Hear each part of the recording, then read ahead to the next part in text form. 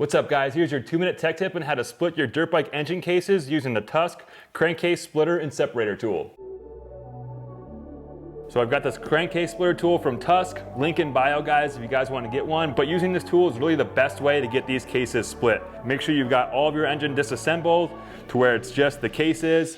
On this Honda CR215 motor there are 12 bolts that keep these cases together, so I've removed all of them. Now let's get to it with the crankcase splitter. So the first thing we'll do is remove the seal on the counter shaft. I have these adjustable pliers, and then just kind of grab on each ends of that seal and pull that, well actually it's a collar, pull the collar out. And if you flip the motor around on the other side of the crankshaft, there's actually another collar there as well. Nice and easy, that collar will slide right out. So flipping the motor back around, the manual does recommend putting the crankcase splitter on the ignition side.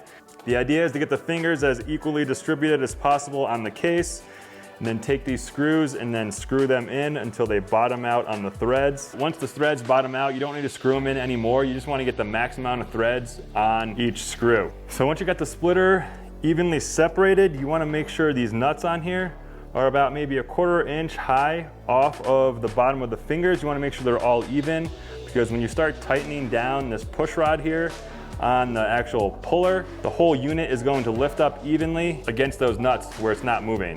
And you also want to make sure this push rod is on the center of the crank. You don't want it uneven because then it has a chance of slipping off. Okay, so once that splitter is on there nice and snug, take your impact gun and we're going to tighten down on this rod in the center here ever so gently. Give it some tension, and then we're going to knock it with a soft dead blow hammer to kind of help break the cases free.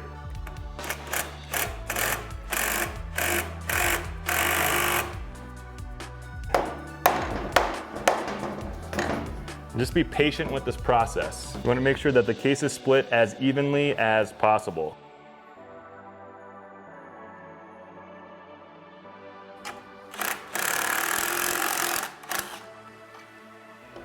Okay, that case split evenly. You can feel it loosen up off of the crankshaft.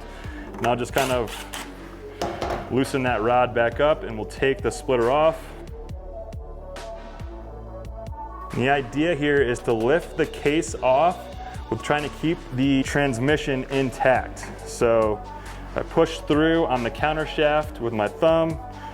It seems like everything still remained, and you got your cases split. All right guys, so that is your 2-minute tech tip on how to split your engine cases using the Tusk Crankcase splitter tool. Like I said, if you're interested in getting one of these tools, link in bio below. Really helps support the channel when you guys do that. But if you have any questions about this process, leave a comment below. But that is it for this 2-minute tech tip, and we will see you in the next video. Peace.